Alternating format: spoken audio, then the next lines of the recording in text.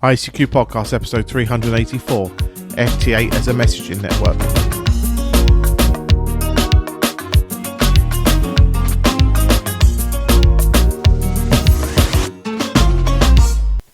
Well, hello and welcome, fellow Amateur Radio enthusiasts, to this 384th episode of the ICQ Amateur Radio Podcast, supported this episode by our monthly and annual subscription donors. In this episode, Martin M1RB is joined by Frank, Kilo 4, Foxtrot Mike Hotel, Chris, Mike 0, Tango Charlie Hotel, and Martin, Mike 0, Sierra Golf Lima, to discuss latest amateur radio news. Myself, Colin, M6BRY, rounds up the news in brief, and this episode's feature is a feature looking at Ft8 as a messaging network. Well, as always, we'd like to thank our donors at the top of the show who help keep the podcast advert free and running and paying its bills, etc. And this episode, as always, we'd like to thank the monthly and annual subscription donors that continue to bring us a base of donations to help us pay our way. If you enjoy the show and the work we do across all the many things that we do, we'd ask you to consider us by going to www.icqpodcast.com/donate and say, think of the value of what you find from what we do and send it our way, and we'd be greatly appreciated.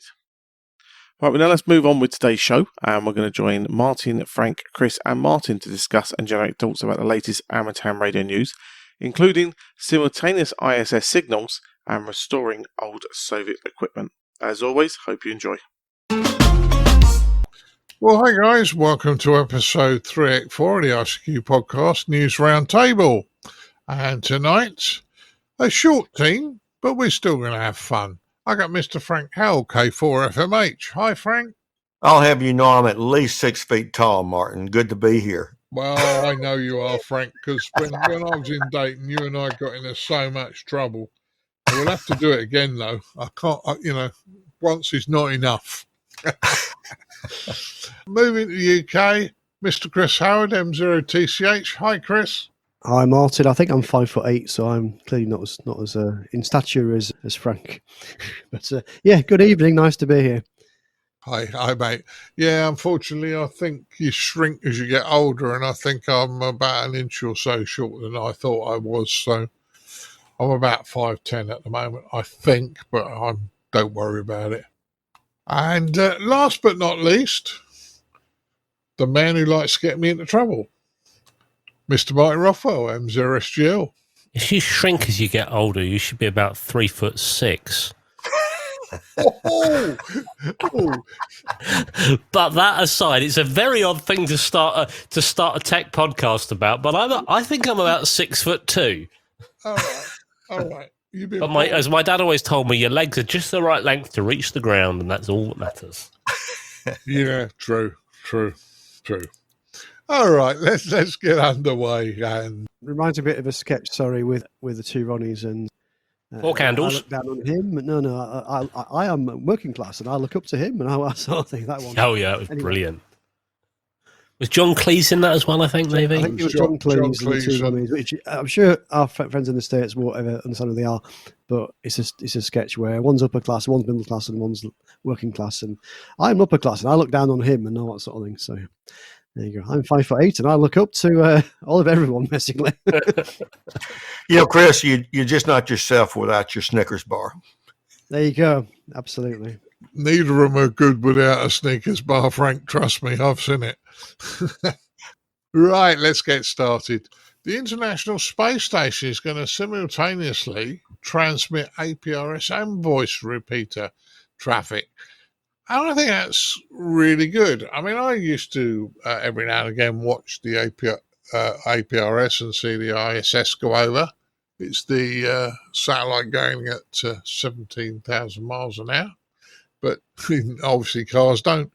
But both running now, it's an interesting one. It gives people a little bit more to do. Frank, do you want to go first on this one? Sure. The satellite program, we might call it generically, that is managed by the Amateur Radio and the International Space Station, I think has just been a profound success. It not only gets in the news media and people go, they're talking to amateur radio operators. I think there's a guy down the street that does that. All that is good for us collectively. And I'm sure the same thing in the United Kingdom and Europe and Australia and other parts of the world. the fact that they're continuing to have innovations like having both APRS and voice, I think is a big thing. Being a sociologist, I tend to look at how things are organized. And in my comment on this, guys, is just a shining example of how multiple groups can work together very effectively to have a very good program that doesn't go stale and continues to innovate. And they're calling this their ARISS 2.0 initiative, thanks to JVC Kenwood's radio. And I think there's another reason that there's a lot of focus, not exclusively, but there's a focus on youth and getting kids involved, and particularly when you PR it that way and you schedule talks to groups and other things like that. I just think it's an absolute winner. So I'll leave the other presenters to talk about maybe more of the technical part, but I just think this is great. Yeah, there's a lot going on with the space and at the moment, and this is just one shining example. Chris, what do you think? Yeah, I think it's great that we've got some extra functionality on the space station. I mean, it's great to. I've never been that organised to actually do it myself, but it would be good to do it, to actually operate through the repeater on the space station, but at the same time also be able to do APRS. I know that. It sounds like they've got a second. In fact, looking at the press release, they've now got a second Kenwood radio up there, which is now, and I guess also an aerial and all the other bits that go with it. And I'm guessing that's now operational, in parallel with the existing ones. So they're able to do more than one thing. So it's great that these guys are actually getting stuff done and still getting stuff done despite all the sort of politics around countries, people that are involved in the project. But no, I think it's fantastic that we've now got this. Extra facility, and I hope people actually use it, because it's. I guess it would have taken a lot of effort to get it up there. And we're talking to the guy Ft8 on the European president for ARIS, and he was saying that there's an awful lot of work goes into getting the kit up there. It's not, you can't just go and sort of go to a dealer and buy a radio and just send it up there. You have to go through a huge amount of testing to prove it's not going to cause any issues and that sort of thing. I know they've got some interesting power supplies up there. They haven't got like a handy 12-volt power supply you can plug into. They've got all kinds of weird voltages and things. So I think they've got quite a bit of custom hardware, and I think they've also got some custom firmware as well on those radios to make it easy for the astronauts and the cosmonauts to use. So no, I think it's a great achievement to get this done. So well done. Yeah, I agree with you totally, mate. I agree with you. It's a great achievement for them. Martin, what's your thoughts? Well, you mentioned about the custom hardware. I did read something about it somewhere, and I think it's a Kenwood. I want to say D something 10, 710 maybe, the primary radio they were using. I'm not particularly familiar with the Kenwood, the mobile radio, but I think it's something like that. I know they had like firmware on it that make it run like the fans all the time, because obviously there's no air circulation and things like that. My initial, comment, I always used to think before, what exactly does the space station do? Now we know it's a repeater site. Although I can imagine like the astronauts trying to mount the antenna. Houston, we have a problem. I've dropped a bolt, and does the T go at the top or the K? I certainly, I need to get argument, Martin. I need to get my radio out. I need to program this on the old Arrow antenna. I don't think it's the same frequency at the same time, although some weird DMI hybrid could probably do something like this. I'm guessing it's new. And another Kenwood radio. There's part of me that is just curious as to know why they might have picked Kenwood over any of the other ones or any of the other big manufacturers. Not that there's anything against Kenwood radios. I'm just curious as to what was the one that made them pick that over the other. Sorry, Frank, Sam. Yeah, I can help answer that. Kenwood's APRS circuitry and what they do with it has generally been the gold standard, at least over here in the States. So I'm sure that whoever was making the standards, they kind of went with that. And it's one that works. It's got, you can output the TNC stuff if you need to, and I don't know how they have it wired up.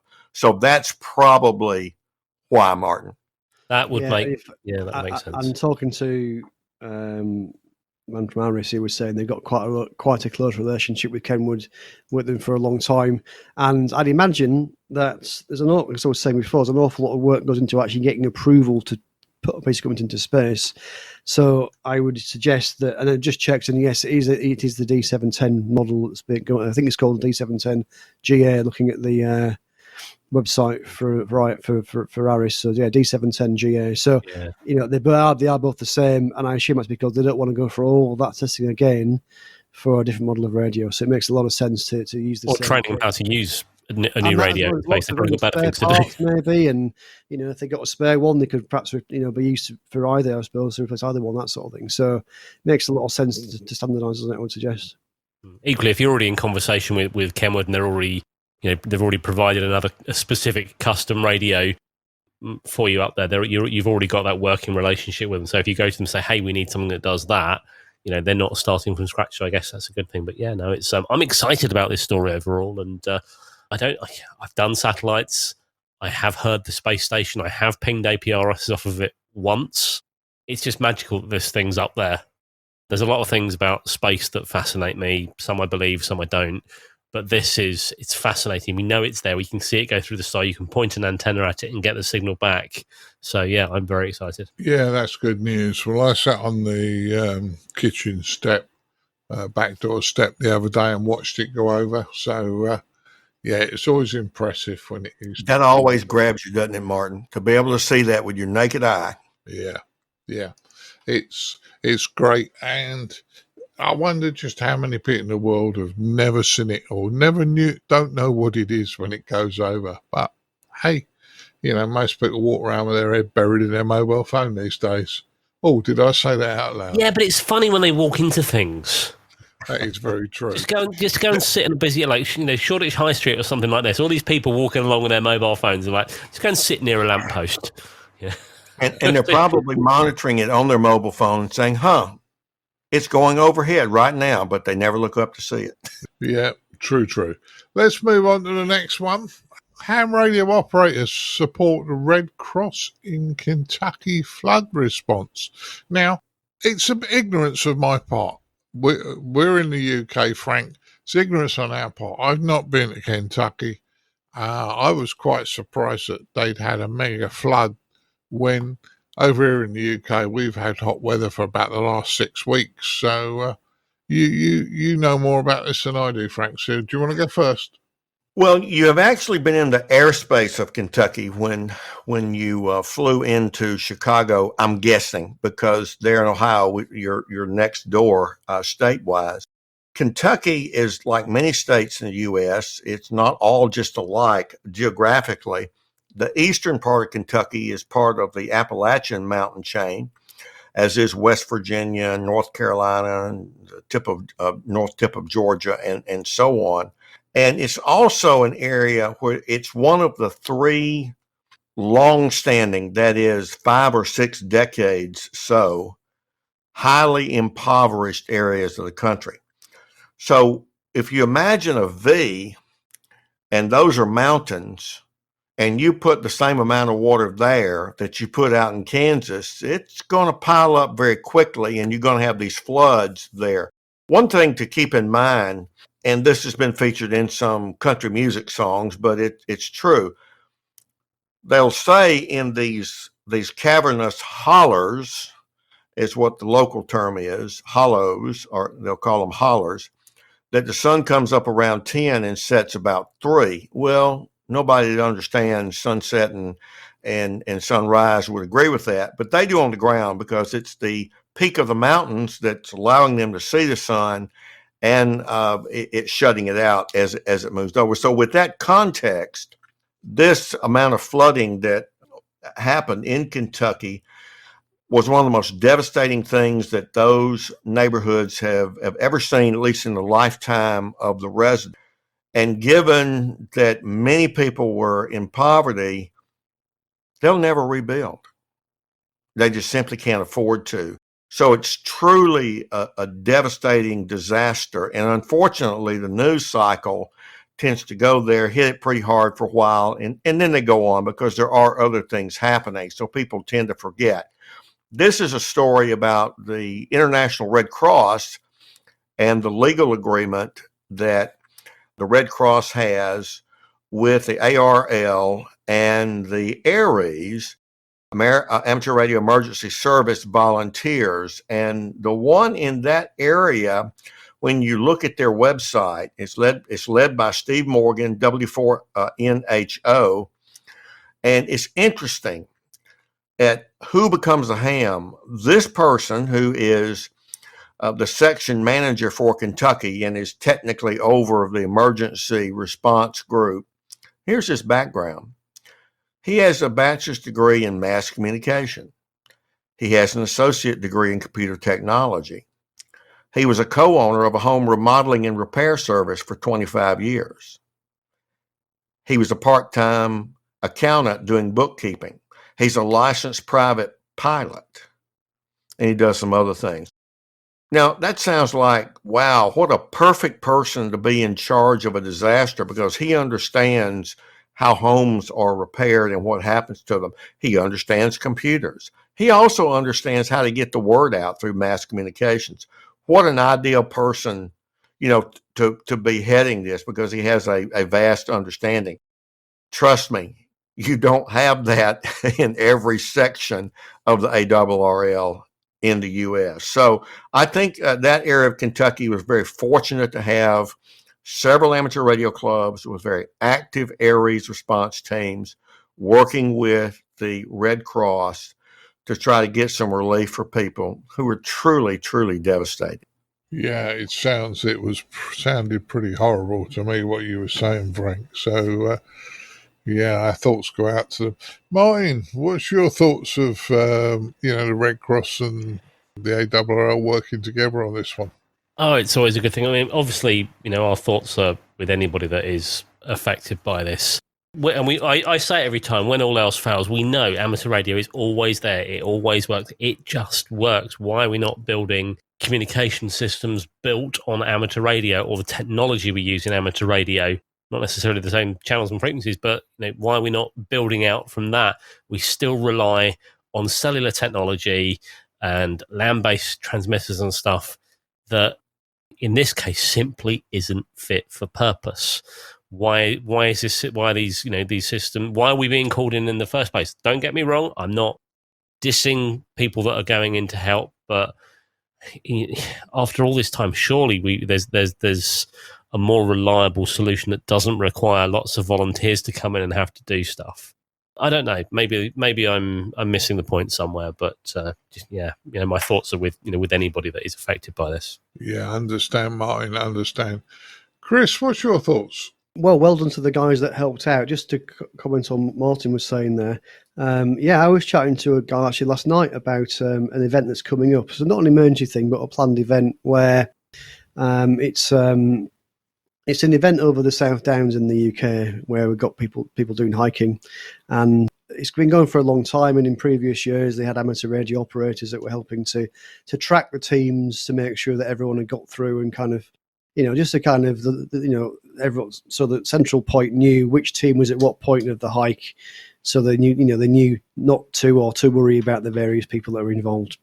And a couple of years ago, they decided they didn't need amateur radio anymore. They would just use mobile phones and some kind of internet-based tracking device, and that would be brilliant. They did, and apparently that worked fine for a couple of years. And then I think last year they tried it, and the internet connection at the site they were at failed. And for about 2 hours, they had no access, knew where anybody was. And apparently the guy was saying it was a pretty scary time. So this year, they've asked for some volunteers again to help with amateur radio. So and they're going out and helping at one of the checkpoints to relay that information. So that we'll be very much there as a backup to the primary solution, which is still this internet-based solution. But as you were saying, you don't need to worry about the internet going down or anything like that, cell towers not working, etc. Because amateur radio, all you need is an aerial, a radio, and a battery, and you'll pretty much get through. So, well done to the guys involved in this one. I wasn't aware. I hadn't heard this. Obviously, this part of the world, the news hadn't got through about these floods, but I'm glad that amateur radio was able to help out. Yeah, I'll just say, I think the guys who do the emergency service work do a really good job for amateur radio. I was, for a short period of time, a member of RayNet in the UK. Unfortunately, at the time, I was working away and I couldn't commit the time. And then I became a podcaster, which took even more of my time. Hi. Yeah, the radio emergency guys do a really good job. Right, let's move to our next news story. Chris, I'm going to let you go first on this one because I think you might have some good things on this. A nice young lady, Miriam, who's 13 years old, is restoring old Soviet tech in Georgia. Now, although this is not amateur radio, it ain't that far away.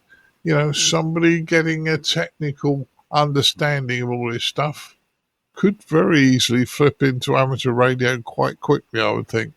So what's your thoughts, Chris? Well, I wouldn't be surprised if, because apparently she gets a lot of help from her father or dad, and I wouldn't be surprised if he was a licensed amateur. Go, this is the sort of thing that we do. You know, it's funny because people ask you to fix things because they know you've got an inquiring mind and you kind of understand, and we kind of have a level of confidence to take things apart and have a go.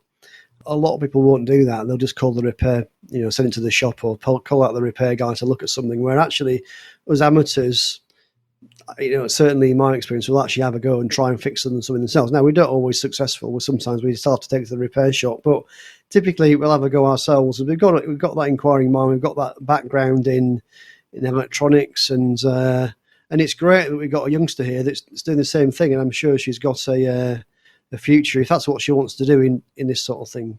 Yeah, it's great. And in fact, I think there is something about bringing something that's broken back to life. A lot of folks.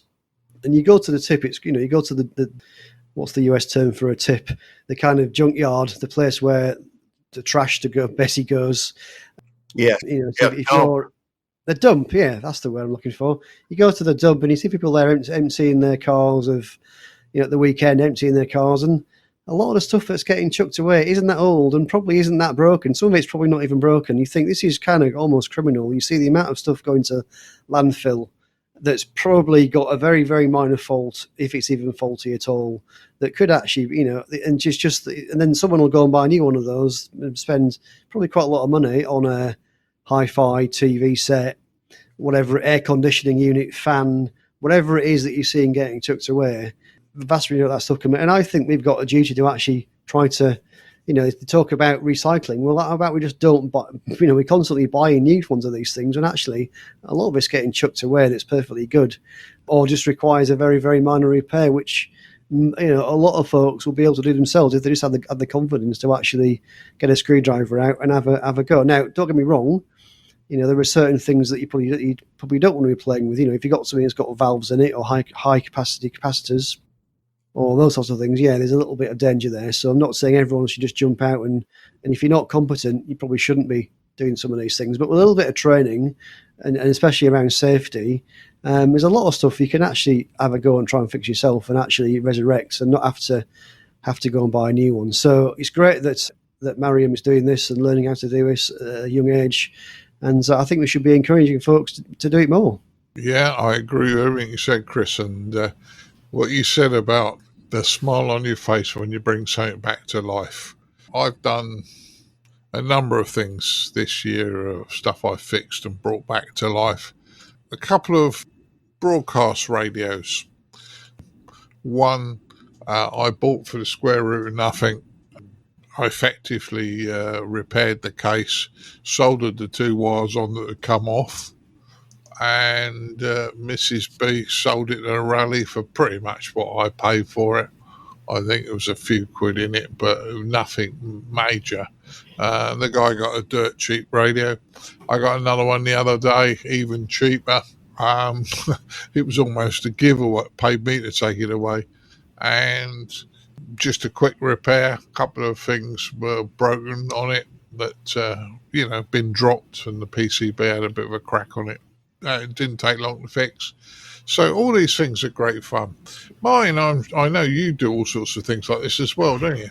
Oh, do you know what? I love making things, building things, and fixing things, especially those things that are not designed to be fixed. We're living in a world, and absolute shame on the manufacturers that are doing it. And I understand why they do it, but it's, shame on them for doing it. They do not build kit to last, or they build it so it is designed in such a way that you can't get the thing apart.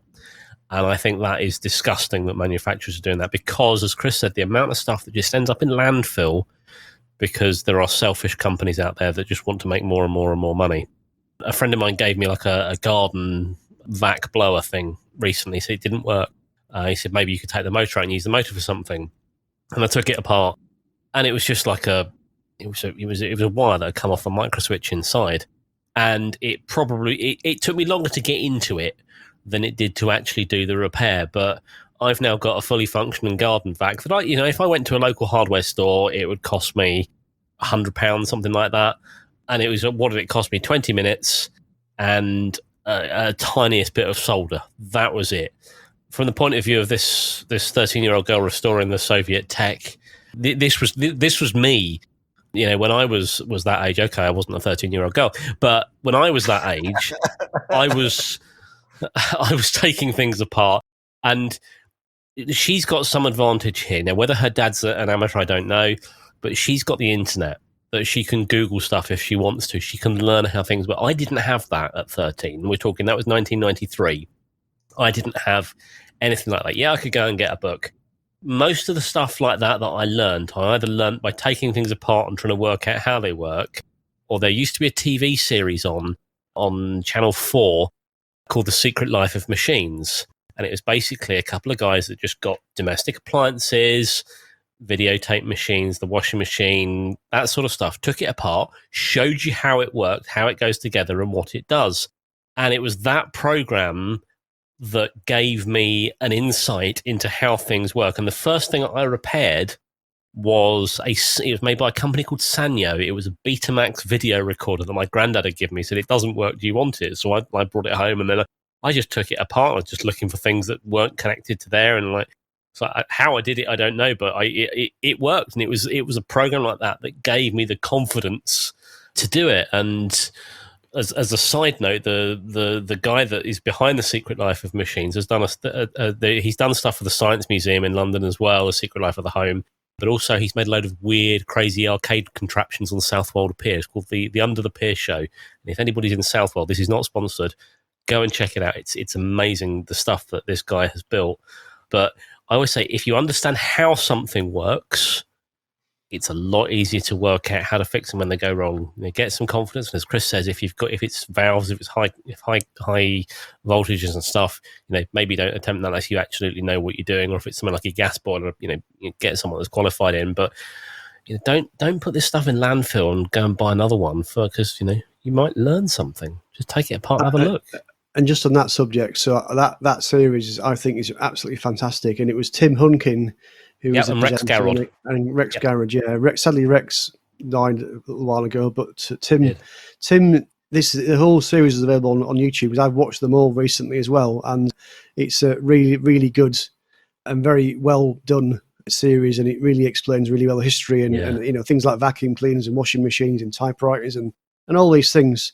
And Tim still, like you say, he's built all kinds of weird and wacky contraptions, and he's got his I know he sort of builds things, bespoke things for companies and the like. But no, very, very well worth a watch.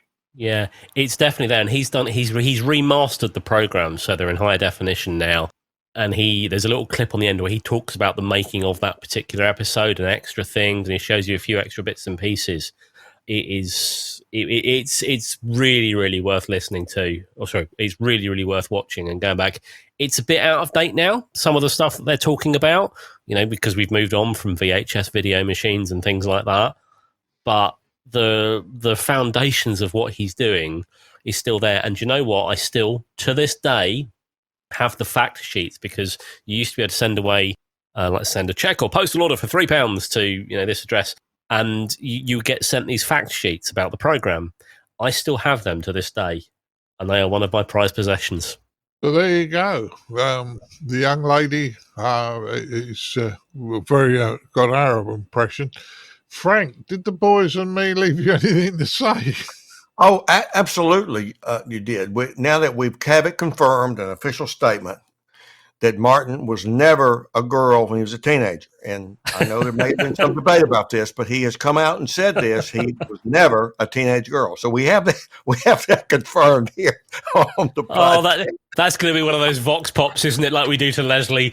Yes, but you control the box, though, unfortunately. Yeah, so I'm not a teenage girl. There you go. You can record that. I suspect you'll have that. I hope Colin puts the link in our show notes to the Euronews website for the story. There's about a 6-minute video that is absolutely delightful. She has a wonderful father who is extremely supportive.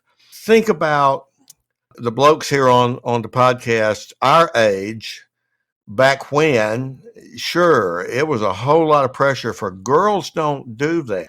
Well, in this little story, she started this when she was 9, and someone in her sphere said, girls don't do that. Girls don't fix things.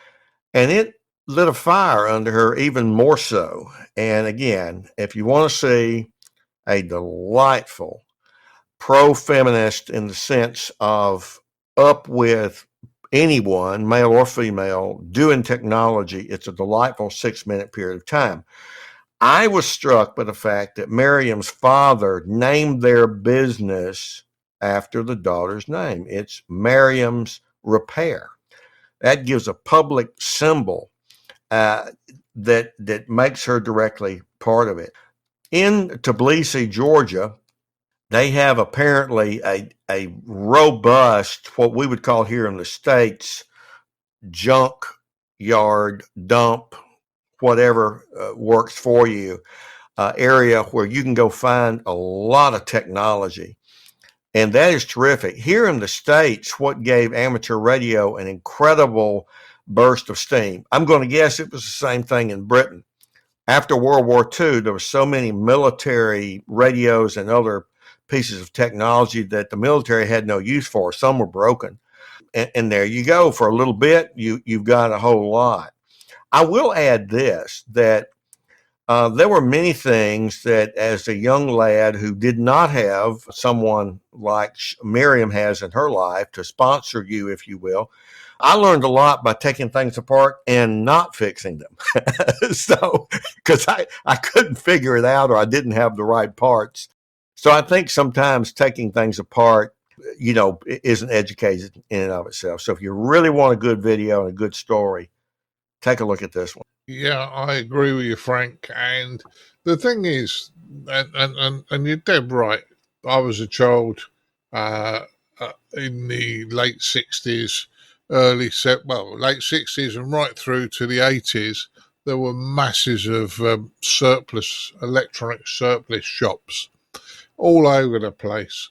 And you could go and buy half an amplifier and a military radio and one thing another. And at the time, I wasn't into amateur radio. I'll be honest with you, I was always into electronics of some description.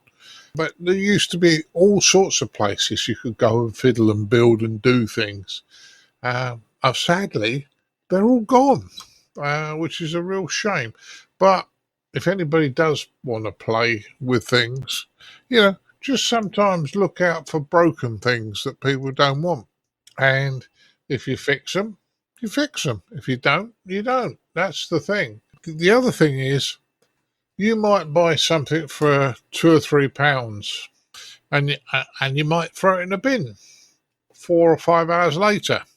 But I guarantee you'll get £3 or £4 worth of enjoyment out of trying to get it to work, even if you don't, and you'll have a better understanding of how things go together. So it's never a lose-lose situation. The only time it's a lose-lose situation, rather, is if you pay far, far too much for something that isn't never going to work. But, as long as you get the right price, even if you don't fix it, you should enjoy the experience. Sorry, I'm waffling on, guys. Let's move to the next one. I put this one in because it's a bit of fun. Bicycle mobile competition at a ham radio event. Now, this is in Holland. I've been to Amsterdam quite a few times and nearly been run over umpteen times by bicycles. because they do whiz around Amsterdam quite a lot. But there's something about this, and I thought, no, that could be a bit of fun, go operate bicycle mobile. So, Martin, what's your thoughts on this one? Do you know what? Years ago, when I talking in the late 90s, I tried to put a CB on my bike once. I had a handheld radio, and with 11 meter wavelength, the little rubber duck antenna that comes with it is not particularly efficient. So I thought to myself, I'm going to put a mobile antenna on my bike. And I didn't really have the right kind of mounting hardware. I didn't have any money to buy the right kind of mounting hardware. I'd had a gutter mount, I think, that someone gave me. And I tried, and I sort of got it attached to the bike, and with a bit of support, it stayed on. And it didn't really do anything. It didn't work properly. And that taught me, do not use a bike, for a ground plane on HF. It's not going to work. But in this case, I quite like this idea. 2 meters, you can work. It'll work with a handheld. You don't need, the bike itself is probably a sufficient ground plane, but equally, you could just use a handheld on 2 meters and it would work. My only comment is is that safe? Because certainly here, the way they're constantly saying, don't use your mobile phone while driving. It's trying to ride one-handed with a handheld radio. Maybe that's a little bit harder, unless the bike just has to form part of the antenna or part of the. I don't know. I'd be interested to see how it plays out. Yeah, well, lots of places there's cycleways now, isn't there? So they're not actually riding on the bike. They got cycleways here, there, and everywhere. But it'll be a bit of fun, I'm sure. Frank, what's your thoughts?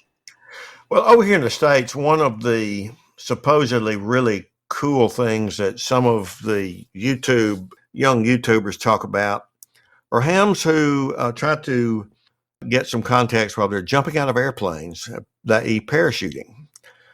Now, I will never jump out of a perfectly good airplane unless I have to, so that's not my sport. This one is. This sounds just like a lot of fun. I don't own a bicycle. It's not impossible that I won't own one. I have a very, very nice, I'll just throw out 25 miles just because I don't know what it really is, bike path just adjacent to my home. I've got every opportunity to do that. So this one is a very, very good thing, and I'm going to keep my eyes on it. Yeah, as I say, it's not bad. It's a contest kind of thing, but that's fun in its own right. Chris, what's your thoughts? Well, I'm assuming they're not actually me riding the bike while operating a contest, because that will be difficult. It's difficult enough riding a bike, and it's difficult enough running a contest. Doing those things at the same time, I would think, would be pretty tricky. Obviously, you've got to log, you've got to operate, and you've got to navigate and pedal and all that sort of thing. So I'm assuming they're going to be riding around, stopping somewhere, jumping off the bike, setting up the station, and then operating, and then maybe moving off somewhere else. Maybe. So I'm guessing that's the situation. I wouldn't suggest that cycling and operating a radio, especially in a contest, is going to be very easy to do or very safe for that matter. But no, it looks like a lot of fun.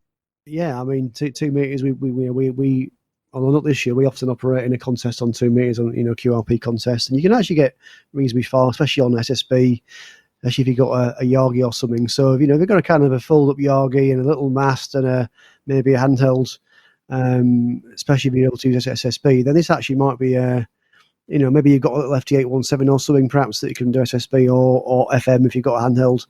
But this sounds like a lot of fun, and it sounds like the guys are going to enjoy it. Yeah, well, I did this one because I thought it'd be a bit of fun, and I am sure it will be. So best of luck to those who take part in the contest. Right, moving to our next one. And this was a report in the IARU monitoring system, and it talks about over the horizon radar. And there is interference by all accounts every month from different countries and one thing or another. And it just strikes me as, why, and I ask the question, why when we have international regulations, do some countries just ignore it and go ahead and do whatever they want? So I don't know. But I was surprised just how much there was when I looked at the log. Chris, what's your thoughts? Well, I'm not sure which countries are actually guilty, shall we say. I know this is kind of quite a military thing, and I would suggest that the military really aren't going to care, especially if it's a foreign military and it's squashing the signals of civilians in another country. They're really not going to care, are they, about that at all? They're just going to do what they want to do and blast all over there. We might be causing them a little bit of interference. I'd imagine they're probably running a huge amount of power if it's radar. But no, I don't think they're going to care at all, frankly, about the amateur world. We know it affects HF, but no, if it's a military thing, then I really don't think that it's going to be much of a, there's lots of sanctions and things going at the moment on certain countries. And if it causes inconvenience to amateurs there, that's the least of their worries, I would suggest. Yeah, I mean, I hear where you're coming from, and that was my theory, that the big military systems and the military in certain countries just won't give a jot about anybody else. They do what they want, and who's going to take them to court? That's the thing. Or who's going to try and stop them? But a bit annoying. Frank, what's your thoughts? Let me pick up on that for this story. Near my home, there is what we call in the States a T-stop. That is a road that is straight, but there's an adjoining road at an angle, and there's a stop sign at all three places. And so the legal rule is that if there are multiple cars, i.e. one in each coming from each side, whoever gets to the stop sign first has the first right of way, followed by the second. Okay, now why is this? How's this got anything to do with what we're talking about? It's the enforcement. What happens here is people will tailgate. They will ride draft behind the car in front of them to zip through, and someone will get killed because someone will assume, hey, it's my turn. They'll turn, and then they'll get T-boned. That's the problem here. Okay, it's against the rules and regulations, but there's no real mechanism in the short run for enforcement. There's only a long-term mechanism for enforcement, and yet that's fairly soft as well. Mine, what's your thoughts on this one? Do you know what? No one, and I include the military in this of any country, should be above the law. The trouble is they do what they want, as ultimately it's them that's going to enforce it. When I originally saw the thing about over-the-horizon radar, my initial thoughts were what was, I believe, the Russian woodpecker. And the photos of the antenna array for that are incredibly impressive. I wonder if that will tune up on 160 meters. But I'd love to have known more about the systems it runs from, and now what they run from today. I mean, there's a PDF in the show notes that talks about the things that have been heard, and some of them are just Spanish fishermen chatting, anti songs anti about certain countries, radar. They're rebroadcasting stations, loud pop music in an Italian style, and wolves howling and things like that. Yeah. So there's some very interesting things going on there. And I know some of the number stations and things like that were being blocked at the in light of the current political climate in certain parts of the world. I know some of the number stations were being blocked with music and all sorts of other messages. But it's amazing how many of these things are out there. And where are these things broadcasting from? I'd love to see not just the kit they're using to broadcast it, because that could just be like off the shelf radio kit, but the antenna arrays that they must have built to do this must be immense. But like if they're interfering with us, there's got to be, to some extent, we're interfering with them. Maybe not on the same scale, but certainly the higher powered amateurs, running either 400 watts, full legal power wherever you are, that's got to upset them a little bit, because looking at some of the frequencies, 14.182, 14.312, 21.378, a lot of these they're in our bands, 7.043. Yeah, they're all in our bands. Yeah, Martin, well, that's the fright now. The biggest thing is, though, us amateurs, I mean, Frank and I and Chris, when we're out in the States, can use 1500 watts. But our license says we're not supposed to cause interference. So Just because an over-the-horizon radio station's causing us interference doesn't mean to say we can cause it interference back. So it's a difficult one, but I was surprised just how many there were. As I say, I'm sure this will go on for years. Move to our last discussion point. In fairness, been a couple of interesting radios been released. One by Yaesu, one by Icom, fairly recently. We don't often do reviews of radios, and in fairness, I don't think any of us have actually had our grubby hands on either of these two. But Yaesu's released an FT710, and Icom have just released an IC905. Interesting looking radios. They're obviously got a market, and I'm sure there'll be different variants for different parts of the world. Chris, you put this one in. Do you want to go first? Yeah, I do. Well, I don't mind going first, should I say. So, yeah, these are both announcements. You can't buy these radios yet, although the Yaesu one, the FT710, apparently is estimated to arrive in September, so not too far away. This one, I'm not sure what this is about. This is a software-defined radio, like a lot of the new radios that come out are. And this is a 100-watt radio, although I believe Frank was saying to us in the pre-chat there are potentially some other models around which have different power levels, lower than 100 watts. I'm not really sure because Yaesu already have a whole bunch of other HF radios. So this is an HF and 6 meter radio, 100 watts, SDR based, and something like the Yaesu FT-DX10 will be very similar to this. So I'm not really sure what and maybe someone that's read the specs a little closer than I have, not spotted anything on here that tells me anything different to what they say the FT-DX10 is. I think it might be a slightly smaller case, but apart from that, I'm not really sure it's that much different to what they've already got. So I'm not sure why I'd buy this radio over say an FT-DX10. Could it be either in the same way that some manufacturers have had to discontinue earlier radios? I'm thinking of the ID51 that Icom discontinued and brought out the ID50 because they couldn't get the parts. Do you think it's a similar sort of story here with the 710? Maybe that either the parts aren't available and they can't make the earlier one, and I'm speculating that's the case, or maybe there's later firmware or better technology in it, perhaps. Well, the press release does say that it's utilising the advanced digital RF technology introduced in the FT-DX101 and the FT-DX10. They're not talking about withdrawing either of those two radios. So I suspect not, although obviously I think we're all aware at the moment there's a worldwide chip shortage and companies are struggling to get parts, so possibly, but that's certainly not something that's being mentioned. It might be completely obvious when we put one next to the other why this radio is different. It might be it's a much smaller form factor, and it's perhaps for mobile use or for people that haven't quite got as much space. Not sure. So that was the Yaesu one. That was announced about a month ago.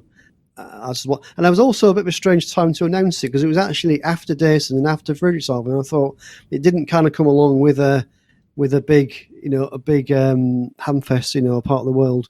The newer announcement, which was actually in the last week or so, was this Icom IC905. Now, this one actually is a very different beast to what's currently out there. So this is a VHF, UHF, but also SHF, super high frequency radio. So this does, 2 meters, but it also does, so 144 megahertz, 430 megahertz, so 77. It also does 1200 megahertz. So it does 10 watts on 144 and 430 and 1200 megahertz. It does 2 watts on 2400 and 5600 megahertz, and it does a half a watt if you buy the optional 10 gigahertz module. So this does a much, much wider range of frequencies. So that's one difference here. The other thing that's quite interesting about this particular radio is that it actually comes in two halves. So you've got the control head unit that looks very similar to the IC705, which is their HF portable radio from Icom. But that's just the control head. And there's an Ethernet cable that goes from there to the RF module. And that's actually where the radio stuff lives.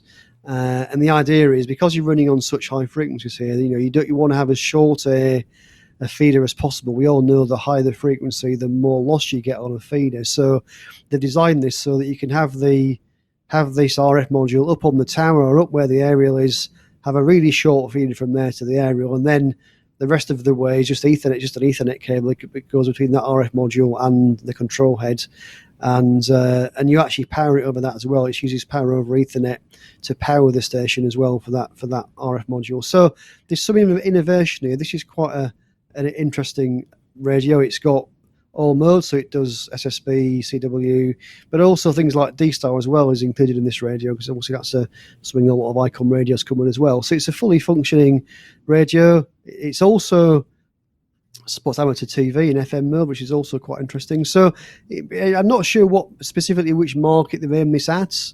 It's obviously up in the, a lot of stuff will be in the microwaves. It's bringing some of that technology, I guess, to more the mass market, because traditionally, if you wanted to work in the microwave band, you'd be probably building a transverter yourself from a kit or something, or maybe buying something. But it's a fairly specialised world, and perhaps this is actually making that a bit easier. You spend some money and it's kind of built into the radio. So maybe it's going to let people that perhaps haven't got that knowledge about construction or putting these things together, perhaps it's actually enabling people like that to actually get involved in working some of these microwave bands. So that one I think is quite an interesting announcement. Of course, these are just announcements.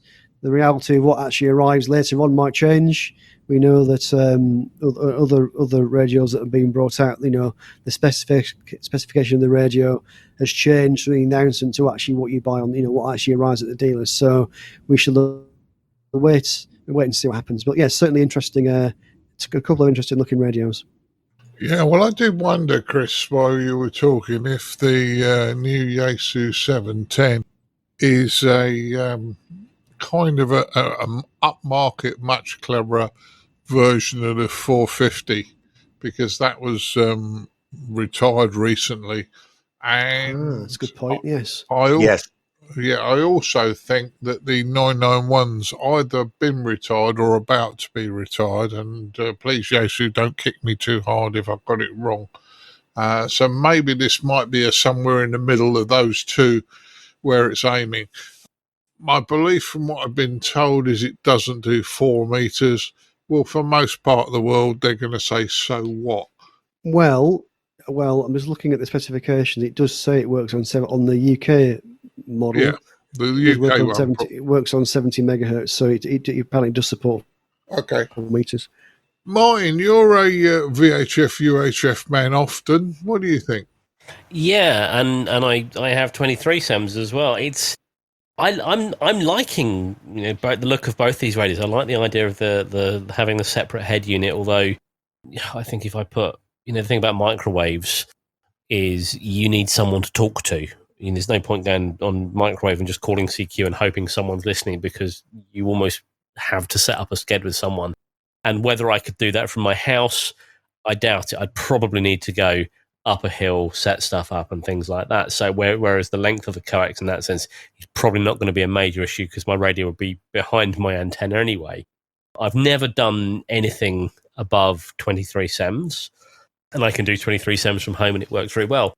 But I'm excited by the radio. It's nice to see, as Chris said, before you've had to build transverters, it's nice to see manufacturers coming out with something for the black box operators, the people that don't want to build, that don't have the knowledge or the skills to build, but still want to try it, where you can buy the kit and plug it in and away you go. So it's very exciting there. So kudos to them for that. And equally to Yaesu for, the 710, because as I was just reading, 70 megahertz, this is something that up until 5 years ago, maybe a bit more, I forget, the only ability that you had to get on to 4 meters was either reprogramming VHF low band mobile radios, or flashing the EEPROM inside them, or building yourself a transverter, or there are a couple of radios that you could do like a messy mod to, like the FT847. You could do a messy mod and get 4 meters on it. But it's really nice to see that these, the big manufacturers are stepping up to the plate and listening to what people want. I'm guessing it's possibly a similar sort of story with 220 megahertz in America. The rest of the world don't have it. So why would Icom, Yaesu, Kenwood, whoever make a radio for it? Because, they're not going to be able to sell out there. But at least with, this, they are, we could add that in for little extra work. Why not? So, I'm excited by it. Yeah, well, there's some interesting features. Yeah, it looks like I was told a mum steer with the 4 meter, but And in order to tell the difference, of course, bear in mind we've got the Newark Hamfest coming up. Yaesu are likely to be there. Let's go and ask them. we We don't will. get a chance to find. Let's go and put Carl on the spot. What's the difference, sir? Yeah. Well, Sorry, Carl. with a bit of luck, they might have one there we could look at, and it might That'd be open, nice. So we'll see. Yeah. That will be good.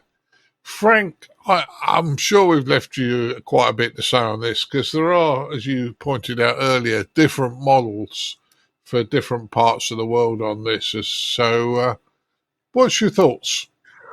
If you blokes remember, a month or two ago, I wanted to leave with a story that Rig Expert USA had gone belly up because they ominously posted on their website, due to unforeseen circumstances, Rig Expert USA is now out of business.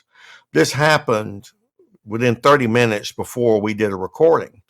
Well, like in any journalistic endeavor, you run a chance with late breaking information that's not yet complete. We ran with it.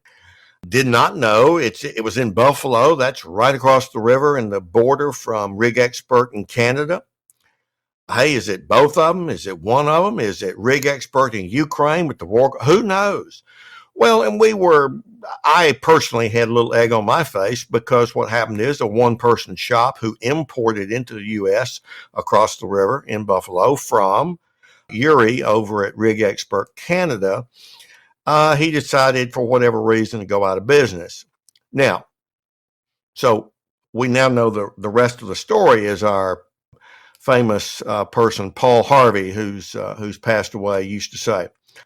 Yaesu released a press release in Japan. I don't know if they had a big electronic show or some event. I don't keep up with theirs that much.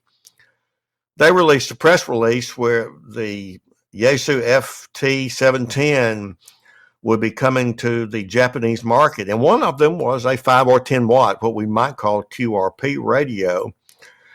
And here's the problem that we all face here in the podcast business. Incomplete information that comes from a legitimate source. What's it going to mean? And we fill in those gaps. And I think we're all guilty of that. I certainly was with the Rig Expert story. Here in the States, I must say, what goes around comes around. And we had several podcasters that ran with this and put out many YouTube videos. There was a bloke over in United Kingdom whose show I like a lot because he puts out about 3 a day. I mean, he's very prolific. Now, having said all that, now we know a little bit more. The QRP radio is really only intended for the Japanese market to align with power license privileges. I have an FTDX 10. It's like any radio. It's got some great features to it. It's got a very quiet receiver. It doesn't do some other things. And some people like a 7300 that I also have. Radios aren't perfect. This one, Martin, I do think probably fits a price feature product niche that will replace that 450D. I don't know what the price of the 100 watt 160 through 6 meter FT710 AESS that will come out supposedly next month. They're estimating.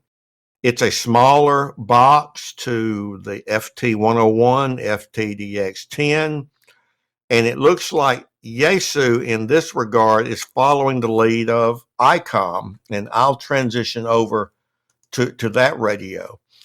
I've had some people say, you don't like Icom. Okay, how come I got more Icom radios than anything else then? I vote with my wallet. I have a 705, love it, absolutely love it. I've sold my Jaegu QRP radios. I have a 7300, I have a 9700. They've standardized on that look and feel of that box and a menu setting structure. Yaesu's sort of doing that with this FTDX line as well. I think that's smart. And I think Icom is able to regen those parts of a radio almost at will. the now called 905 for the super high frequency band, as Chris and some others have said, you kind of had to go with what looks like a little 705 is merely a control head connected by Ethernet with power over Ethernet to a remote RF module, of which you can buy a 10 gigahertz add-on. Here in the States, the Santa Barbara Microwave Club or Society, I forget what the last word is, leads the pack.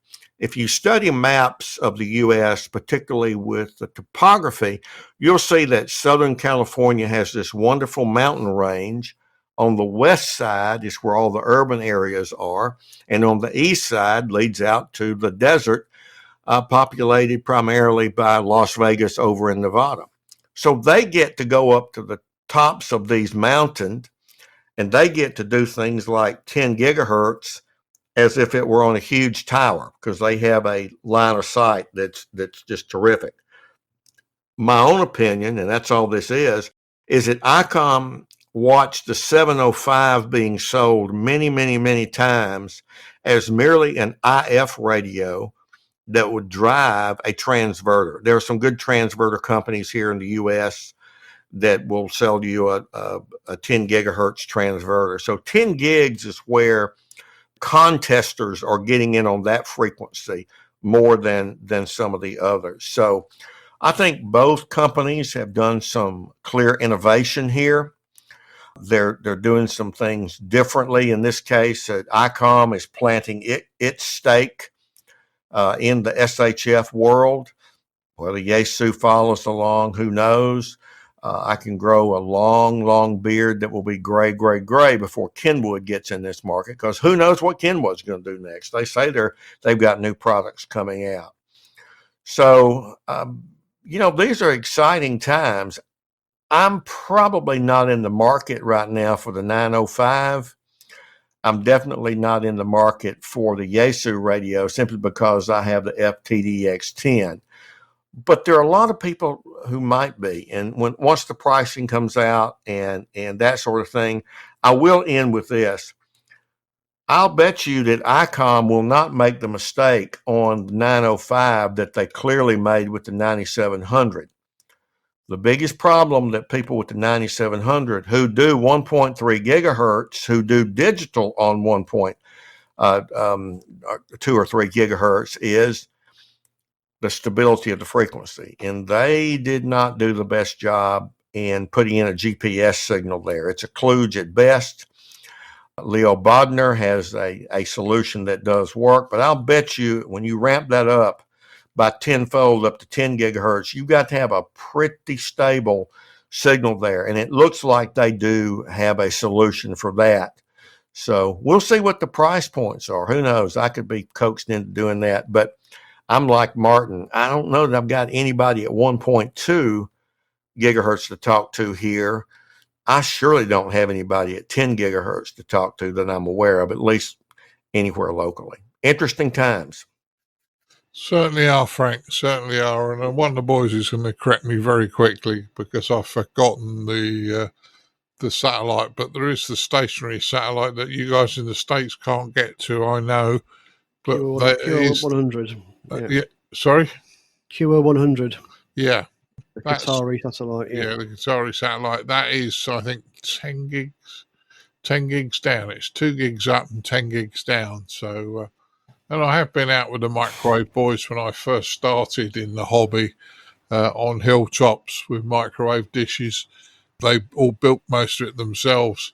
And believe it or not, they used to use the Yaesu FT290s Mark 1s as the IF for it. So, yep, there will be people using 10 gigs, I'm sure of it. And they wouldn't have brought these out if there wasn't a market for it. I'm willing to sit back. I'd like to see them.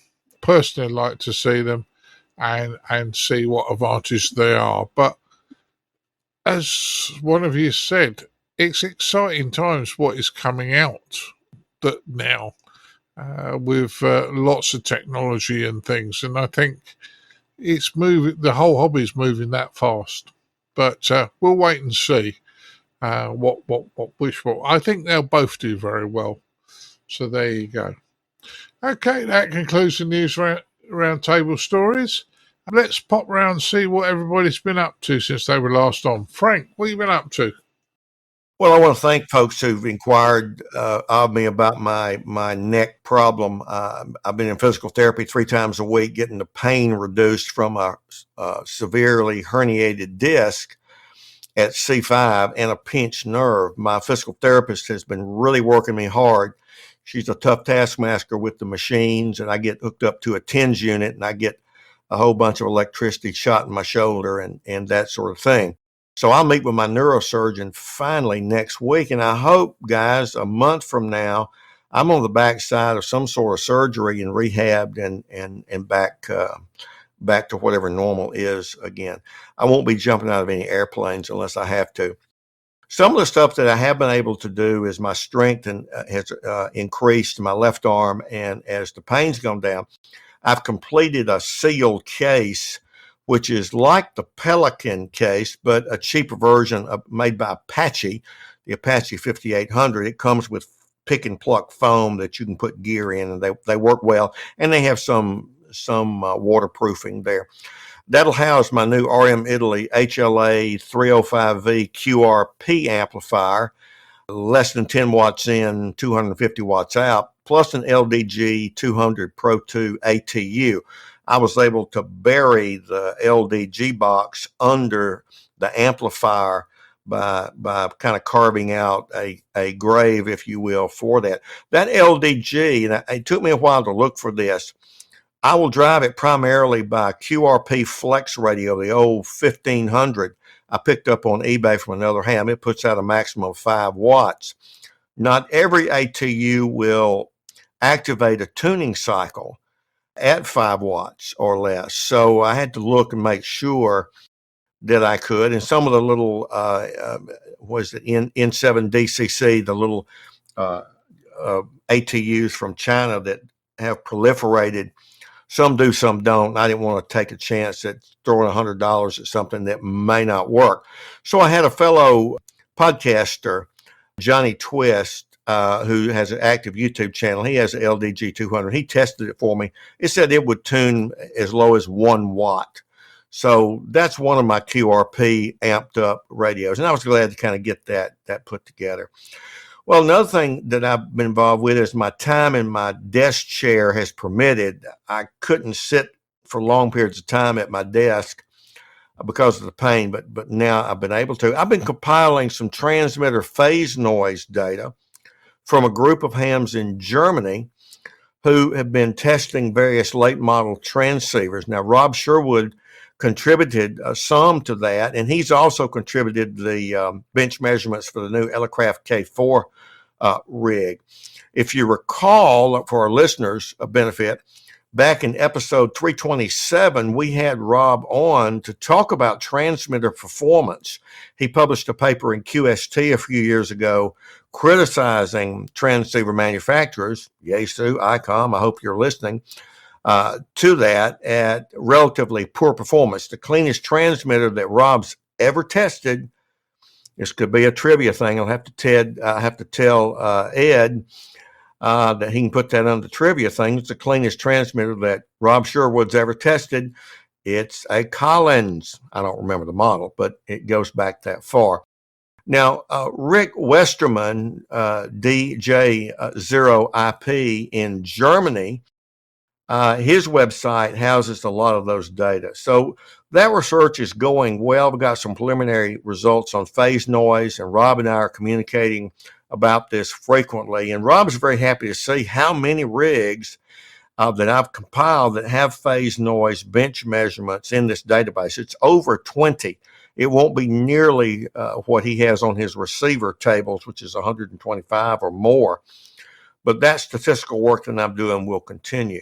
Now, readers may be surprised at how some of the expensive radios, some of their banner radios that the leading manufacturers come out with, how poorly they may fare in the ratings. So this work will give a modest answer to Rob's QST article and his interview with us on transmitter quality. So I was able to get that moving.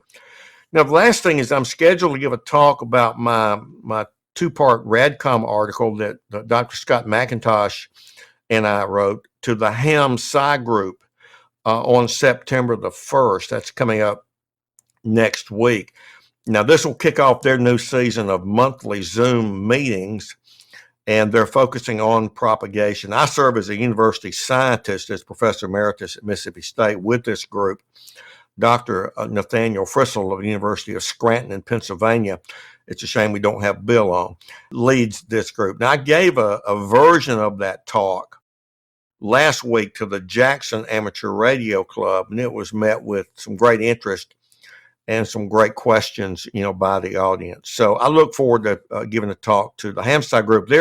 They range from everyone from solar physicists who work at MIT to rank and file hams.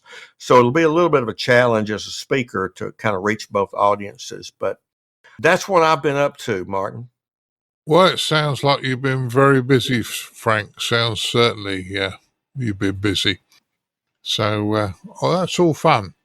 Martin, what have you been up to? Clearly not as much as Frank has. I'll be honest with you, although I've not been here in 2 months, I've not done very much at all. I've been on holiday, and I did take a radio with me. I did call through a few repeaters. I worked what you might refer to as diddly squat. No one came back to me at all. And I was in Suffolk, and I don't know if Suffolk is particularly quiet, whether it's the time I was calling out, but Suffolk is a part of England that is very flat. There are hills, but it's very flat. So I should have heard something, but genuinely didn't. But I did take my radio and I called, and no one came back to me. Although saying that, we were on holiday. There are some parts of the place we were staying that didn't have good mobile signal. So I always keep a pair of little Hytera radios in my bag. So our little PMR back-to-back channels came into use there. Very, very helpful. Also been I put a set of PMR radios between, because I'm in an office at the end of my garden, and we were using a smart speaker to talk to the house. My wife would say, make an announcement and say dinner's ready, or she could, you can say drop in on office device, and it would connect. But of course, as with any microphone, they are not designed to be used if you're standing on the other side of the room. So it was getting more and more frustrating, and equally the announcements weren't coming through. So I programmed up another set of PMR radios. One lives in my office here with me at all times, just on a little private channel. One lives in the kitchen, and my wife occasionally talks to me through that. Of course, it's PMR. We don't need to worry about call signs or anything like that. Other than that, I've been on the talk group a few times, either at the weekend when I'm taking my daughter up to see her grandparents, my parents, or just if I'm wandering around the garden with the handheld. My only other comment was, and I had to chuckle, Frank, when you mentioned your QRP amplifier. I mean, isn't that an oxymoron in itself? Just a QRP amplifier. I've got a big burner now. Some says it's just a moron, but I'm going to leave that there. Isn't that just a spotty teenager? No, sorry. You guys are bad. Naughty boys. Chris will keep you under control soon. No, he won't. He's as much a bad influence as you are. Yeah, I know he is. He just hides it. He doesn't like to admit it. Do you, Chris? What have you been up to? Well, not as much as either Martin or Frank, for that matter. So operating radios, I've had very little time, I'm afraid. I think I've operated on the talk group a couple of times, and that's probably it, if I'm honest. So I'm kind of back to work and busy at the weekends and that sort of thing. So I just really hadn't had time. I felt a bit guilty because I know it was the Lighthouse on the Air, or International Lighthouse weekend, wasn't it, last weekend? Yeah, Edmund was on, wasn't he? Edmund was on from the one down on the south coast at Shoreham Lighthouse, and I did actually in fact, no, to be fair, I did actually tune in. He put on Facebook the frequency was on, and I think he was on 40 meters on Saturday, and I tried it and I couldn't hear him at all. And I think he was on 20 meters the next day, and I tried that and couldn't hear him at all. So that was my attempt at using a radio, I'm afraid, for the last couple of weeks, was trying to talk to Edmunds at that event. But it looked pretty, I mean, I'm sure Edmund will talk all about it the next time he's on the podcast, but that looked quite interesting. In terms of things coming up, I think I mentioned on the last podcast, it wasn't that long ago, because I think I was on the last episode, wasn't I? Starting to do some planning now for SSB Field Day. That's coming up in a week and a half's time, so we'll be busy weekends operating radios from a field for 24 hours. So that's always fun, but takes a bit of planning. So we had a planning session about that the other day. So we've now got a list of kit, who's bringing what time people are arriving, that sort of thing. So that should be okay. We've done that a few times now, so I think we've got quite slick now at making that happen. And as I was saying earlier, I'm also going to be helping out as well early October with an event, a hiking event on the South Downs, and just making sure people are safe in terms of tracking numbers and that sort of thing, tracking where teams are, that sort of thing. So that should be interesting. So yeah, that's it, I'm afraid, from me. Edmund has a very nice video about that lighthouse event on his YouTube channel. He does, yeah. He has. Search for his call sign. And I haven't watched it yet, but I will do that, absolutely. I did notice he put that onto Facebook the other day, yeah. Although it did look like he was using he went with his club this time, because like we rocked up down there a while ago and it was just him in his car with an antenna attached to the fence. This time he seemed to have an antenna attached to the lighthouse itself, and they seem to be on mains power from somewhere, so I don't know whether they're a generator or what, but yes, it looked like it was. Yes, you're absolutely right. When we all dropped in, didn't we, on him a couple of years ago. We surprised him. We've been up on I think we've been at sort of summit somewhere, I think, and we dropped down and he was down at Shoreham there, and he's a hard worker, is Edmund. He gets stuck in. He's very much call CQ and doesn't give up, and he's like a terrier, isn't he? And no, he was there, and I know he worked quite a few stations. Sorry, in the way he operates, not in looks, obviously. Do you know what the thing that really the thing that really impresses me with Edmund? I know we've gone off at a tangent here, but the fact that he calls CQ, and I absolutely admire this about him. Someone replies to him, and then he just starts rattling off a conversation in their language. I mean, absolutely. I speak a few words of a couple of different languages, but the only language I'm fluent in is English, and even that's debatable. But I absolutely admire Edmund for the ability to just speak a random language to anybody that calls him. Like, how do you know this? He's an amazingly knowledgeable person. He is. But he would be the last one to say that about himself. Yes. This is true. Very humble, yes. Absolutely. Very valued member of the team, though. Yeah, I agree with you on that one. So I'm sure he's burning at the moment. So Edmonds, hope you're doing okay. He says putting the lighter down low. You should stop doing that. Yeah, we love you to bits, Edmonds, and you are one of the team. Sometimes you don't think you are, but you are. So just remember that. Right, very quickly, because we're running long, I'll run you quickly what I've done. The usual operating of 2, 4 or 70 centimetres when I'm in the shack. Basically, because I'm usually doing other things when I'm in the shack, and I really ought to spin the HF up and do a bit on that as well, but just too busy at the moment. You haven't said much about the digital system. The new digital system is up and running in test mode at the moment. Not available to you guys, unfortunately, but will be shortly. I've tested it and tested the transcoder working and all those sort of things. And yeah, in fairness, I've had an NXDN to D-Star contact with Australia. So I know the transcoder's working and a couple of other bits and pieces. So Richard, Mark, just on that subject, sorry, just to clarify, I assume as an end user, you'll need to do nothing differently to use the new system. I presume he's going to swing it into place and hopefully no one will notice, I'm guessing. Ideally, that's what that's what I'm hoping is going to happen. There is a minor problem in that the guy that worked with us setting it up originally chose a couple of ports that were non-standard. The new system brings everything back into line with the people that wrote the software and one thing or another. So we have done making it more supportable. But there will be a cutover period.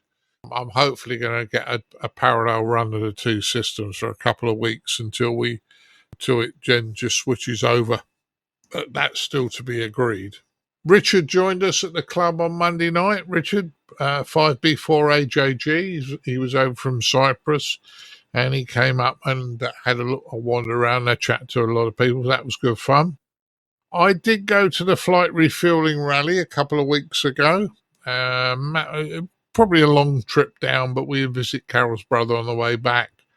Just for yourselves, guys, buyer beware as always at a rally. I can't moan too much. A guy had some dummy loads on his stall, and I said, how much? And he went, 10 quid each. And I looked at him and thought, that's not a bad value for 10 quid. And I said, how much for the pair? He said, you can have the pair for 15.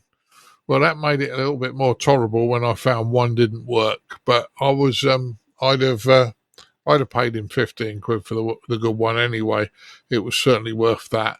But this is a sealed unit, and I have tried starting to get it apart, and I haven't given up yet. But it's open circuit, the one of them.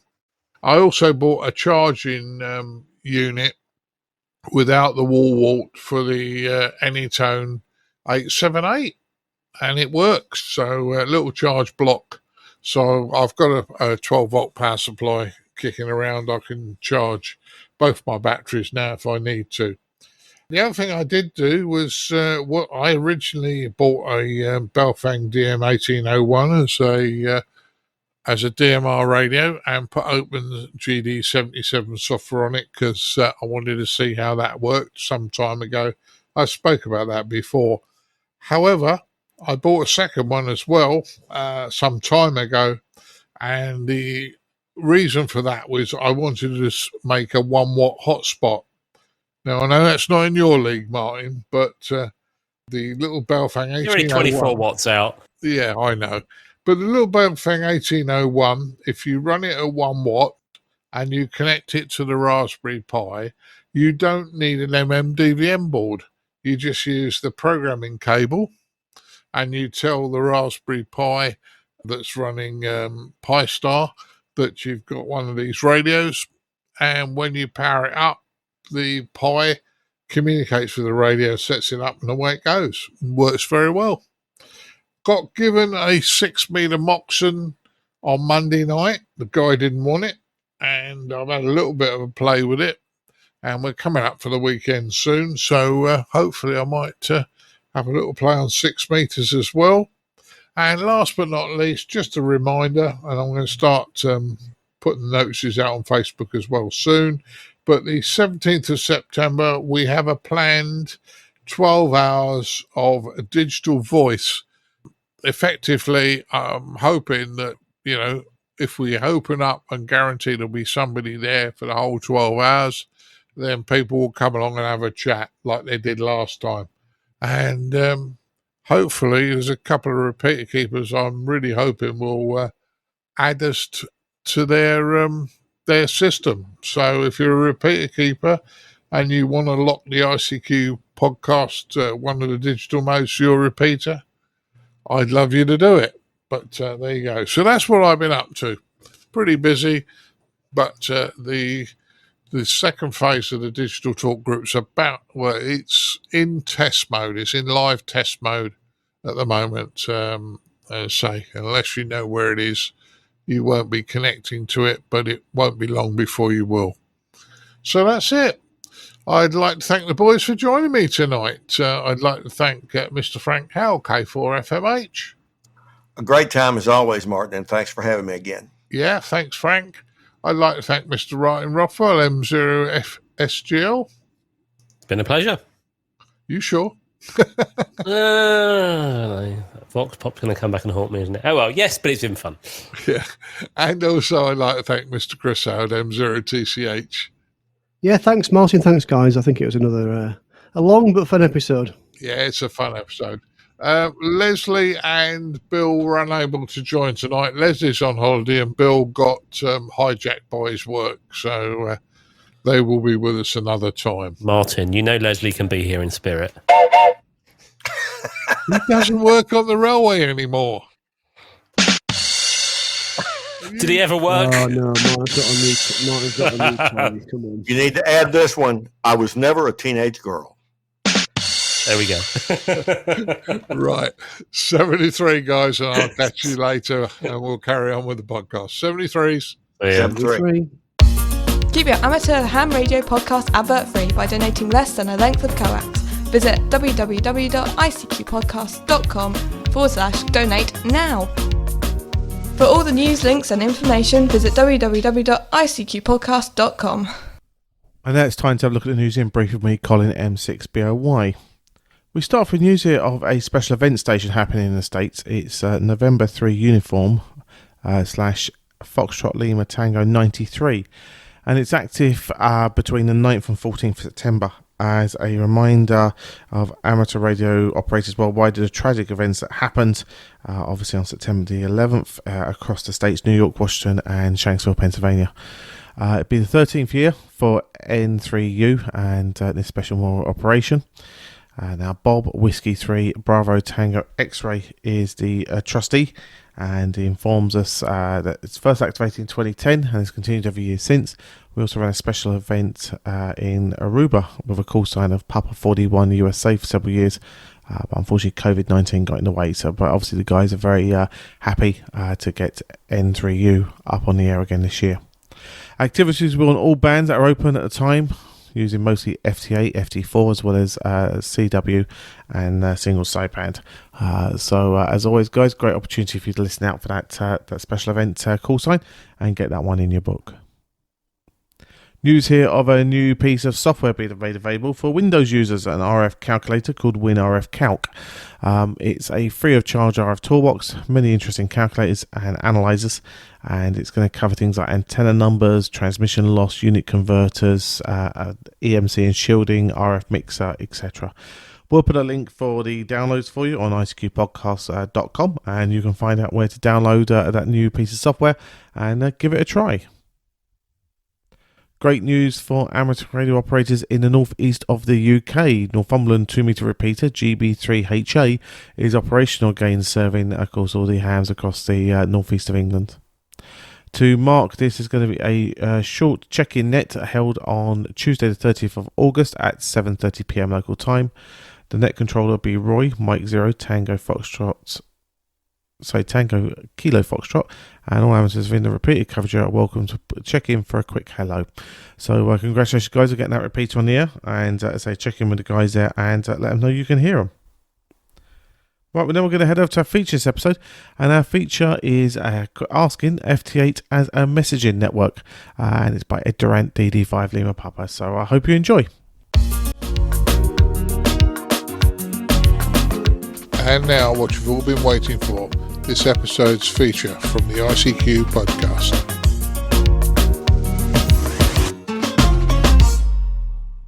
FT8, sinner or saint, enemy or mate? Or is Ft8 Data Network the world's largest resilient data network? Before you turn off, I know the Ft8 digital mode divides our hobby. I'd like to tell you my personal opinion of how I see the mode, but more importantly, I think, the added benefits that are not obvious. I, like thousands of others, took part in the alpha and beta testing in the early versions of the WSJTX software, and it was enlightening to see how this program, with its support for several computer-controlled digital data modes, developed, thanks to the team working with Dr. Joe Taylor, K1JT, and Steve Frankie, K9AN. Once the software became stable, the FT8 mode became mainstream. It attracted thousands of hams to use it to make contacts that they would not have been able to before, possibly because of limitations of where they live, HOA agreements, QRM, etc. Also, however, FT8 was enabling DX contacts that would, with the propagation at the time, have been more difficult with SSB or CW. In my opinion, however, while these are contacts, they are not QSOs. As to me, a QSO is a conversation, and FT8 was never designed to be a conversational tool. My personal definition of FT8, or FT4, is that it is a two-way beacon contact where two pieces of semi-automated equipment exchange data. There is no tuning of frequencies by the operator to get a better signal, or straining of the hearing to hear a signal, as is the case with SSB and CW, or AM for that matter. This does not make FT8 or FT4 less of a mode to be used by hams though. It's a different mode, in the same way as APRS or amateur TV are different modes. And if an operator enjoys FT8, that's great. But like a lot of the different modes in our hobby, it will not appeal to everyone.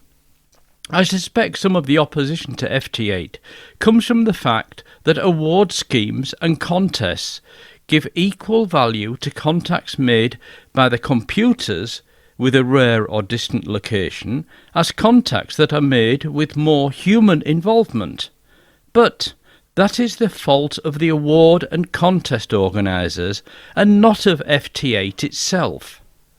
Several digital modes, not only FT8, have a strict message format and timing that has to be adhered to, and this is essential when dealing with very, very, very weak signals, as the WSJTX suite is designed to do. These decisions, I believe, mean that FT8 in WSJTX will never become a conversational digital mode of the level of RTTY or PSK31. OK, those are my thoughts. So what about the extra benefits for the amateur community? FT8 signals can be used to indicate in real time what the propagation is. If not disabled, all computers running FT8 send data on the signals they receive to the PSK reporter database. This data contains the call sign, maidenhead locator, power in use, and the signal strength in dB at the receiving station. PSKreporter.info displays all this data on their world map, so you can see from where to where signals are being exchanged. You can even filter on signal strength to be able to get an indication whether a conversational contact on another mode, such as SSB or CW, should be possible over the same path on the same band. Now, how about better messaging? If we think of all of the stations reporting back FT8 data from the amateur bands into the internet, like WebSDRs, band skimmers, we have a large interconnected data network where every valid FT8 message gets put into a database that is accessible to those with programming skills through an API, an application programming interface, at pskreporter.info. One new communication system that is in beta testing is designed for use by SOTA activators. In summits on the air, your chance of making the 4 contacts needed to qualify a summit is greatly improved if you can spot yourself, telling the SOTA chasers your frequency. This is normally done via the internet or SMS from a smartphone, but what if you're out of range of any cell towers? Perhaps you are activating on VHF or UHF and you're in range of a repeater. You can call in and ask for stations to work you simplex. But what if there are no repeaters, or if you're activating using HF? The new solution uses the Ft8 Data Network. The SOTA Mate app on your smartphone generates an Ft8 formatted message, and the Ft8 radio app connected to your HF radio sends that spot data over HF. After the message is transmitted over HF, it is received by multiple internet-attached receivers and relayed into the PSK reporter database. The server side of SOTA Mate is monitoring this database, and when it sees the message, triggers a spot message over the internet to the SOTA Watch 3 site, which is the cluster used by SOTA operators. Then hopefully you will get the 4 contacts needed when the chasers call. That example was specific to SOTA. However, think of the redundant HF radio-based network infrastructure that we have through the popularity of FT8. Think of how this Go Everywhere HF network could help in emergencies, or for de-expeditions with no phone or internet connectivity. How about communications from the middle of an ocean, or the Australian outback? The resilient long-range network that Ft8 and Joe Taylor and Steve Franke have created for amateur radio is something no one else, even the military, has. Is FT8 so bad after all? I don't think so. As a mode, it may not interest you, but with these new apps, you may be able to benefit from it being there. The two smartphone apps referred to in this piece are Sotamate, spelt Sotamrt, and the R is the A with the two dots above it, and FT8 Radio. Sotamate is available for both Android and iOS, and full details and the process to apply to join the beta test program is at sotamat.com. FT8 Radio is the only Android smartphone app that I know of that is able to receive and transmit FT8 audio and is available for purchase on Google Play, which is also where you can join its beta program to get the latest features. If you use an Apple iPhone, the Apple version of Sotamate already integrates with the Hotpaw app, which must be bought from the Apple App Store. I'm Ed, DD5LP.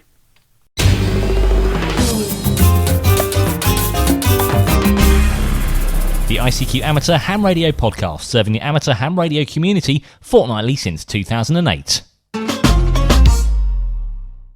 Well, many thanks there to Ed Durant, DD5 Lima Papa, for his interesting feature on asking if FT8 as a messaging network.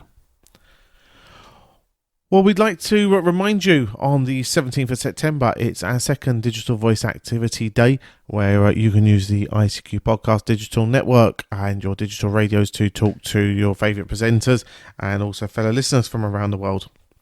To find out how you can get on the air for that event, the best thing to do is to visit the Digital Talk Group pages on the ICQ Podcast web pages, and they'll give you all the information you need to log on to that very wonderful event that we'll be hosting there. Now, as always, we'd like to thank our very kind donors who help us pay our way and keep this show advert-free for you. They're the monthly and annual subscription donors this episode. If you've enjoyed our show and you'd like to help us out with our running costs, it's a very simple thing to do. All we ask you to do is go to www.icqpodcast.com/donate and think of a monetary value you found from the show. Select one of the options or make up one of your own that we've suggested, and you can send it our way as a way of, say, helping us out with the show. All those donations, they go towards our running costs and really help us keep us on the end, keep us going. Now, as I mentioned, thanks to Ed Durant, DD5 Lima Papa, for his fantastic feature. We'd also like to thank Frank Howell, Kilo 4 Foxtrot Mike Hotel, Chris Howard, Mike 0 Tango Charlie Hotel, and Martin, Mike 0 Sierra Golf Lima, for taking part in the News Roundtable. And as always, we'd love to hear your feedback, so feel free to get in contact with us and let us know, as I say, what you think in the meantime in relation to anything you've heard on the show. So we'll leave you be with that, and we'll catch up again in a fortnight's time. 73's all.